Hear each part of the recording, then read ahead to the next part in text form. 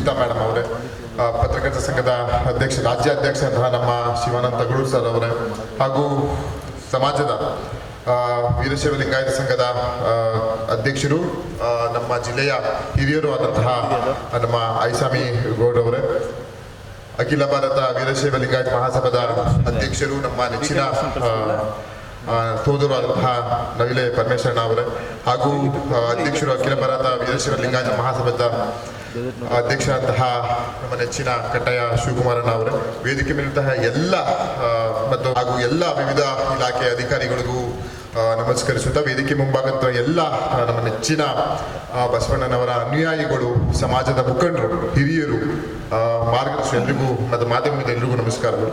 ಇವತ್ತು ನಾವು ಬಸವ ಜಯಂತಿಯನ್ನು ಆಚರಿಸ್ತಾ ಇದ್ದೀವಿ. ಮುಖ್ಯ ಭಾಷಣಕಾರರು ಮತ್ತು ಪೂಜ್ಯ ಗುರುಗಳು ಅದ್ಭುತವಾಗಿ ಇವತ್ತು ಬಸವಣ್ಣನವರ ಬಗ್ಗೆ ಮತ್ತು 12ನೇ ಶತಮಾನದಲ್ಲಿ ಆಗಿರುವಂತಹ ವಚನ ಶ್ರೇಷ್ಠರ ಒಂದು ನಡೆ ಬಗ್ಗೆ ಮತ್ತು ಬಸವಣ್ಣವ್ರ ಬಗ್ಗೆ ಹೇಳಿದರು. ಇದು ಬಸವಣ್ಣವರು ಇಡೀ ನಮ್ಮ ದೇಶದಲ್ಲ, ಇಡೀ ಪ್ರಪಂಚದಲ್ಲಿ ಅವರ ವಿಶ್ವಗುರು ಅಂತ ಯಾಕೆ ಹೇಳ್ತಾರೆ ಅಂತೇಳಿ, ಇಡೀ ಪ್ರಪಂಚದಲ್ಲಿ ಅವ್ರನ್ನ ಮಾದರಿಯಾಗಿ ಪೂಜಿಸ್ತಾರೆ. ಅದು ನಮ್ಮೆಲ್ಲ ಹೆಮ್ಮೆ ಸಂಗತಿ, ನಮ್ಮ ಕರ್ನಾಟಕ ನಾವಾಗಿ ಹೆಮ್ಮೆ ಪಡುವಂತಹ ವಿಷಯ. ಆದರೆ ಒಂದು ನಮಗೇನು ವೈಯಕ್ತಿಕವಾಗಿ ನಮಗೇನು ಬೇಸರ ಅಂತ ಹೇಳಿದ್ರೆ, ಇದೊಂದು ಕಾರ್ಯಕ್ರಮ ಅಂತ ಹೇಳಿದ್ರೆ ವಿಶ್ವಗುರು ಅವರು ಬರೀ ಒಂದು ಸಮಾಜಕ್ಕೆ ಸೀಮಿತರಾದಂತಹ, ಇಡೀ ಪ್ರಪಂಚಕ್ಕೆ ಎಲ್ಲ ಮನುಕುಲಕ್ಕೆ ಸೀಮಿತವಾದಂತಹ ಒಂದು ನಾಯಕರು. ಅಂತ ನಾಯಕರಿಗೆ ನಾವೆಲ್ಲ ಒಮ್ಮತವಾಗಿ ಇವತ್ತು ಜಯಂತಿಯನ್ನು ಆಚರಿಸಬೇಕಾಗಿತ್ತು. ಆದರೆ ನಮ್ಮ ಗುರುಗಳು ಸಹ ಬೇಸರವನ್ನು ವ್ಯಕ್ತಪಡಿಸಿದ್ರು.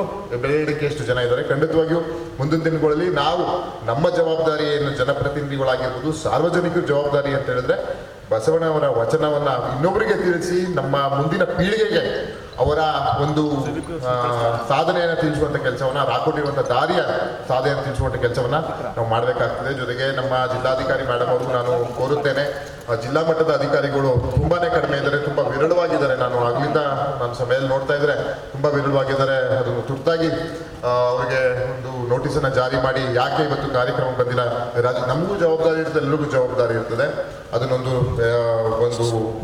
ಎಚ್ಚರಿಕೆಯನ್ನು ಕೊಡಬೇಕಂತ ನಾನು ಮಾಧ್ಯಮ ಜಿಲ್ಲಾಧಿಕಾರಿಗಳಿಗೆ ಕೋರುತ್ತೇನೆ. ನಮಗೆಲ್ಲ ಒಂದು ಆಸೆ ಅಂತ ಹೇಳಿದ್ರೆ, ನಮ್ಮ ಮುಂದಿನ ಪೀಳಿಗೆಗೆ ಬಸವಣ್ಣನವರ ಒಂದು ಸಾಧನೆಯನ್ನು ತೇಳುವಂಥ ಕೆಲಸವನ್ನ ಮಾಡಬೇಕು. ನಾವು ನಮ್ಮ ಮಕ್ಕಳು ಮುಂದಿನವರು ಸಾಧನೆ ತಿಳಿಸೋ ಕೆಲಸ ಮಾಡಬೇಕು. ಯಾಕಂದ್ರೆ ಪುಷ್ಪಗಿರಿಗಳು ಅದ್ಭುತವಾಗಿ ಹೇಳಿದ್ರು, ಪಠ್ಯಗಳಲ್ಲಾಗಿರ್ಬೋದು, ಶಾಲೆಗಳಲ್ಲಾಗಿರ್ಬೋದು ಅವ್ರ ಬಗ್ಗೆ ಪ್ರವಚನಗಳು ನಡೀತಾ ಇಲ್ಲ, ಅವ್ರ ಬಗ್ಗೆ ಸಾಧನೆಯನ್ನ ಮಕ್ಕಳಿಗೆ ಹೇಳ್ತಾ ಇಲ್ಲ ಅಂತ ಖಂಡಿತವಾಗಿಯೂ ಒಂದು ಸ್ವಾಗತಾರ್ಹ ಸುದ್ದಿ. ಅದು ಆಗ್ಬೇಕಾಗುವಂಥದ್ದನ್ನ ನಾನು ಸಹ ಆಗ್ರಹವನ್ನ ಮಾಡ್ತೇನೆ, ಮತ್ತೆ ಮನವಿಯನ್ನ ಮಾಡ್ತೇನೆ. ನಮ್ಮ ಸಂಬಂಧಪಟ್ಟ ಇಲಾಖೆಯವರಿಗೆ ಮನವಿ ಮಾಡುವಂಥ ಕೆಲಸವನ್ನ ನಾನು ಮಾಡ್ತೀನಿ ಅಂತ ಹೇಳ್ತಾ, ಮುಂದಿನ ದಿನಗಳಲ್ಲಿ ಇನ್ನೂ ಅದ್ಭುತವಾಗಿ ಅದ್ದೂರಿಯಾಗಿ ಬಸವ ಜಯಂತಿಯನ್ನು ಆಚರಿಸೋಣ. ನಮ್ಮ ಸಹಕಾರ ಖಂಡಿತವಾಗಿಯೂ ಅದಕ್ಕೆ ಇದ್ದೇ ಇರ್ತದೆ. ಈ ವರ್ಷ ಆಯ್ತು, ಮುಗಿದೋಯ್ತು, ಇವತ್ತು ಬಸವ ಜಯಂತಿ ಮುಗಿದೋಯ್ತು. ಮುಂದಿನ ವರ್ಷ ಅದ್ಭುತವಾಗಿ ಆಚರಿಸೋಣ. ಇದೇ ಒಂದು ಕಾರ್ಯಕ್ರಮವನ್ನ ಹಾಸನದಲ್ಲಿ ಎಲ್ಲರೂ ನೋಡುವಂತ ಕೆಲಸ, ಎಲ್ಲ ತಿರುಗಿ ನೋಡ್ಬೇಕು, ಇದು ಅಷ್ಟು ಅದ್ಭುತವಾಗಿ ಬಸವ ಜಯಂತಿ ಮಾಡಿದ್ರ ಆ ರೀತಿಯಲ್ಲಿ ಮಾಡುವಂತ ಕೆಲಸವನ್ನ ಮಾಡೋಣ. ನಮ್ಗೆ ನಿಮ್ಮ ಸಹಕಾರ ಮುಖ್ಯ, ಖಂಡಿತವಾಗಿಯೂ ನಮ್ಮ ಸಹಕಾರ, ನಮ್ಮ ಜಿಲ್ಲಾಡಳಿತ ನಿಮ್ಮ ಜೊತೆ ಇರ್ತದೆ ಅಂತ ಹೇಳ್ತಾ, ಪುತ್ಲಿ ಬಗ್ಗೆ ನಮ್ಮ ಗುರುಗಳು ಅದ್ಭುತವಾಗಿ ಅವರ ಶಿಷ್ಯರು ಮನವಿಯನ್ನ ಮಾಡಿದ್ದಾರೆ, ನಮ್ಮ ಕಟ್ಟಾಯಿ ಶಿವಕುಮಾರಣ್ಣ ಅವರು.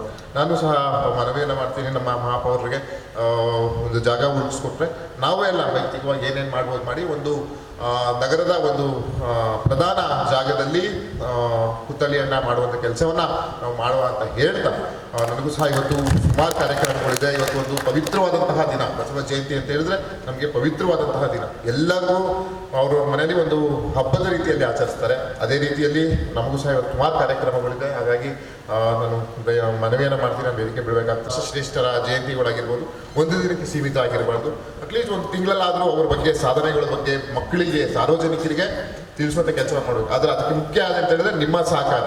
ಇದಲ್ಲ, ಇನ್ನೂ ಅದ್ಭುತವಾಗಿ ಜನ ಸೇರಿ ಮಾಡುವಂಥ ಕಾರ್ಯಕ್ರಮವನ್ನು ಮುಂದಿನ ದಿನಗಳಲ್ಲಿ ಮಾಡೋಣ ಅಂತ ಹೇಳ್ತಾ, ನನ್ನ ಕರೆಸಿ ಇವತ್ತು ಪೂಜ್ಯರು ಆಶೀರ್ವಾದ ಮಾಡಿದ್ದಾರೆ, ಅವರು ಸಹ ನಮಸ್ಕರಿಸುತ್ತಾ, ನಿಮ್ಮೆಲ್ಲರ ಒಂದು ಪವಿತ್ರವಾದಂತಹ ಸಮಯ ಕೊಟ್ಟು ಇವತ್ತು ನೀವು ಬಂದಿದ್ದೀರಿ, ನೀವು ಇಷ್ಟು ಜನ ಬಂದಿದ್ದೀರಲ್ಲ, ಇದು ನಮ್ಗೆ ಹೆಮ್ಮೆ ತರುವಂಥ, ಇದು ಬಸವಣ್ಣವರಿಗೆ ಇರುವಂತಹ ಗೌರವ.